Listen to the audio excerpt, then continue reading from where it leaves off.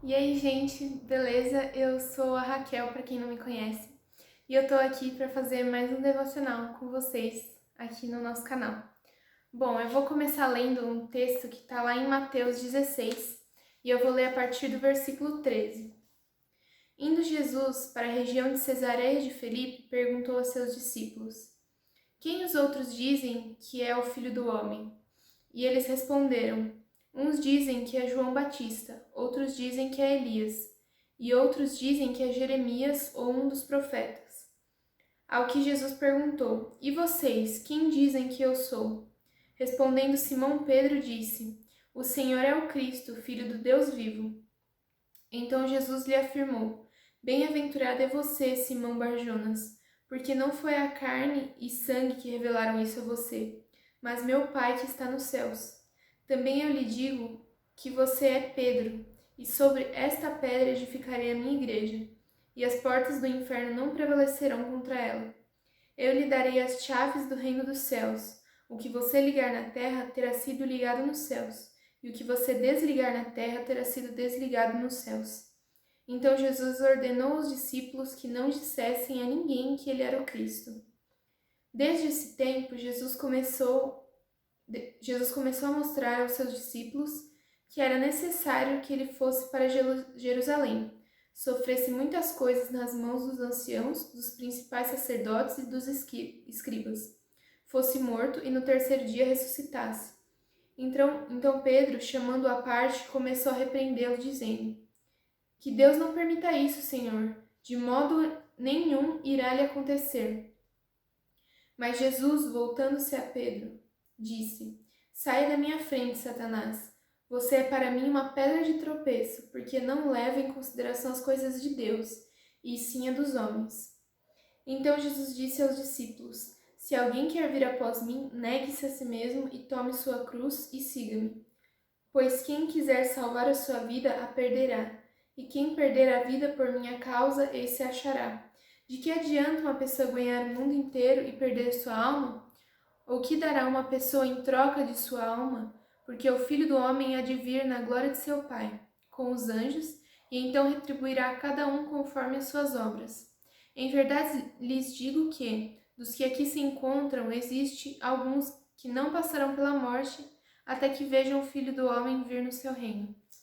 Bom, aqui nesse texto, resumindo tudo aquilo que a gente leu, Jesus estava a caminho de Cesareia, conversando com seus discípulos, e primeiro ele pergunta quem as pessoas acham que é o Filho do Homem. Aí eles falam, um profeta, João Batista e tal, e depois ele pergunta o que os discípulos acham que ele é. E aí Pedro respondeu que ele é o Cristo, Filho do Deus vivo. Aí Jesus falou: Isso mesmo, quem te revelou isso foi o Espírito de Deus, não carne nem sangue. E depois Jesus falou sobre tudo que ele deveria sofrer aqui na terra, que ele seria crucificado e sofreria nas mãos dos escribas e fariseus. E Pedro pegou e disse: Não, Jesus, de forma nenhuma isso vai te acontecer. E a partir disso a gente consegue entender uma importante lição para a vida de nós cristãos, que é: a gente precisa, como o nosso novo nascimento em Jesus, centrar toda a nossa vida em Cristo e nas vontades de Deus para nós. A gente tem que negar tudo aquilo que a gente quer pelos nossos interesses e agir conforme os interesses de Deus para nós, os propósitos dele para toda a igreja.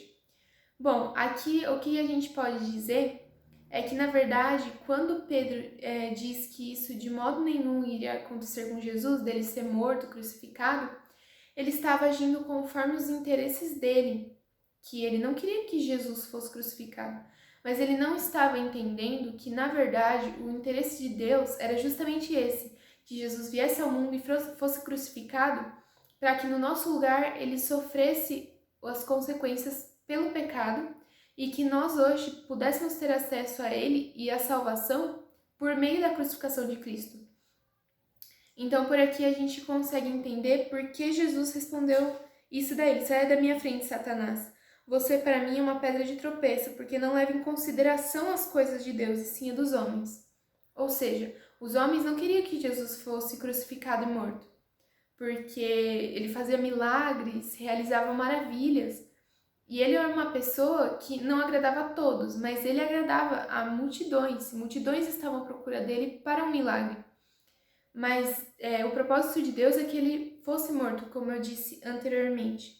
Então Jesus pressupõe que essa fala seria vinda diretamente de Satanás, porque ele não queria que Jesus morresse exatamente.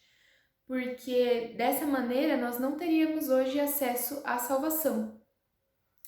E assim Jesus, depois no verso 24, ele reafirma para a gente que quem quiser vir após ele, segui-lo como discípulo, tem que negar a si mesmo e tomar a sua cruz. Que é exatamente sobre esse fato que Jesus quer nos ensinar aqui nesse texto, que é sobre negar o nosso próprio eu, negar a nossa vida, para conseguir seguir a Jesus e agir conforme os propósitos dele para nós. E é isso que eu tinha para falar hoje, gente. Um beijo e até a próxima!